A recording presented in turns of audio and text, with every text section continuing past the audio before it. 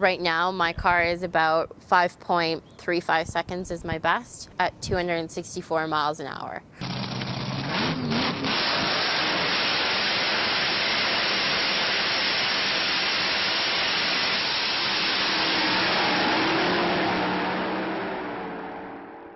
It's been in the family. I'm third generation. So my grandmother used to race, my dad raced, and so it's kind of just meant for me to race. So that's how I got into it.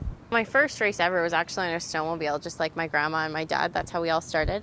And then after that, I got into junior dragsters, which is kind of just for kids until you're about 16 years old. So it's kind of just to get you familiarized with the sport. The first time I really went fast where it scared me was when I went to Super Comp, which is about 8 seconds in the quarter mile, 160 miles an hour. So it's pretty fast when you're 16 and you just have a street car. And then after that I moved into top alcohol, which is 265 plus miles an hour in 5 seconds. So that's fast. They're actually considered to be the hardest cars in the world to drive because there's so much that's going on in a short span of time. So it's a game of complete focus and concentration. Like before I make a run, like the team knows, do not talk to me, leave me alone. And I kind of just, all the drivers do it. We kind of just have our moment and we just kind of sit in the tow vehicle until it's time to strap into the car, and you kind of visualize the race. How it works is there's so much that you have to do. Like when you launch the car, you have to launch at a certain RPM and you have to be ready when the other person's ready, and when the tree's activated, you have to be able to shift and hit your shift points on time. If you're a second too late, your car's exploded and you're done. You're done for the weekend probably because it costs so much to fix it. So there's so much going on. Like it's a very hard sport, but it's a fun challenge and I enjoyed it. So it's still a challenge. Every day is a different challenge for not only the team, but for myself. Of course, without a doubt, I get butterflies in my stomach, and sometimes like I don't even want to get in the car because I'm so scared. But then as soon as you get in, you realize why you love it so much. And the adrenaline, like the feeling you get once you let those chutes go and you realize that it's done, like you can't even speak and you're just trembling, and it's an amazing experience. So my mom holds her breath the whole time. Good thing it's a fast car. So she's still nervous to this day. It terrifies her so badly. And then my dad, he's all for it. Of course, it still scares him, but he's really good at hiding it, and he wants to see me take that next step to the faster car. It's always been scary, but in a good way. It's nice to know that you are still scared of the car because it shows you have respect. Because as soon as you lose respect for that car, it'll show you who's boss in a matter of seconds. Like things can go wrong so quickly. What happened was we launched the car and it blew up at about 600 feet, and we were going probably about 175 miles an hour. What happened was the burst panels let go, and when the burst panels let go, it creates an explosion because the fire is pushing its way out. And the fire actually wrapped around the roll cage and it engulfed me, but it lasted all of 2 seconds. I didn't even know I was on fire until we put the camera in slow motion. It's a very dangerous sport, but at the same time, it's one of the safest sports in the world. Like, it's safer than me going on the Deerfoot right now. My only concern is the men in this sport. They're not very accepting to some of us females, and it becomes bothersome, but at the same time, it gives you the drive to be the best that you can. So that's kind of my only concern. And being the female comes the rumors and all the crappy stuff that comes with being a female in a male-dominated sport. My mom made a good point. With men, you can kind of just show up and race, whereas women, you have to prove that, one, you didn't sleep your way to get there, and two, you have to prove that you can actually drive before they accept you. So whereas men could just hop into the sport and it's easy to go. Women, not so much. The worst is there's a track in Montana, and at the track, it's actually a town, and there's a racetrack and a bar. That's it. That's all there is in the town. And there's a van that'll come and pick you up and take you to the bar. And apparently, like, these are totally rumors, and like I hear them all the time. Like, I don't know anybody at the track because I'm focused on what I'm doing.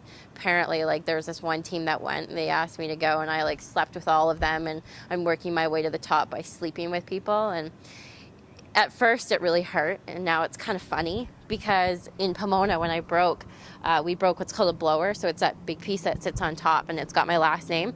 We blew that up. That's about $10,000 for a new one. And apparently we got a new one from a friend of mine, and there was rumors started that I slept with the guy to get the new one. So it's just, I can never win, and I've accepted it, and now I kind of just laugh at it and kind of brush it off. But it sucks that you have to be able to deal with that. There's actually a petition that was started against me, and this is when I went from junior dragsters to super comp, like not even to like the fast car that I'm in now. And they're saying I'm 4'11", I'm 116 pounds, like I don't weigh much, and they think I was too small to drive the car, and that I couldn't muscle it. And you don't muscle a dragster. If you're muscling it and turning the steering wheel, you shouldn't be driving one as it is. So there's a petition that was started saying that I couldn't do it, but I got my license and earned it the same way as everybody else, and I passed all my tests, and I deserve to be there just as much as anybody else. I won't confront anybody on it. I kind of keep my mouth shut, and the way I deal with it is I'll race you on the track, and that's my gratitude, and that's my happiness if I beat you, you know, like I proved myself right there. I had one guy just yell at me, and he waited till I had my helmet on, so I can't really speak, and he was yelling at me, and I couldn't say anything back because he wouldn't be able to hear me. So I waited, and I beat him after the end of the race, and I got out of the car, and I like threw my helmet, and I like marched over to him, and I just let him have it. And ever since then, he's been really respectful. So I've never done that to anybody else. I felt kind of bad after hauling off at him, but sometimes it's deserved. Lots of the guys laugh at me because I'm 4'11". Most of the guys can kind of just swing their car over, like swing their leg over to get into the car, whereas I have like a step ladder to get into the car. So there's lots of people that take pictures of that because they think it's hilarious. So I'm about to pilot like a rocket, and I need a step ladder to get into it. So it's kind of funny, but in a way it's kind of an advantage because everybody kind of notices you because you're the small female in a male-dominated sport. So it's just another check mark. So there's a lot of people who are driving and want to see me succeed, but at the same time, there's always those guys who aren't. They want to see me fall flat on my face, and that's what gives me the drive and the determination to do better. There's actually one guy, he's named the Greek. He's like 80 years old, and he's still racing. Like, I think it should be illegal, but he's still racing. So I would like to race as long as I possibly can. Ultimately, you have to think in the back of your mind, should something happen, it could cause you to not be able to race anymore. You could get hurt or something, but you have to know what's in the back of your mind, but you can't think about it too much. So I just hope to race as long as I possibly can, and hopefully retire at a young age and just have fun. Don't give up on your dreams because somebody says something to you. Really, I've had so many obstacles, but I've been able to overcome them with the help of family and friends. So keep them close to you because it really matters at the end of the day. And also, if somebody says something bad about you, it's not going to be the first time. It's not the first time, nor will it ever be the last. You just got to take it with a grain of salt and move forward.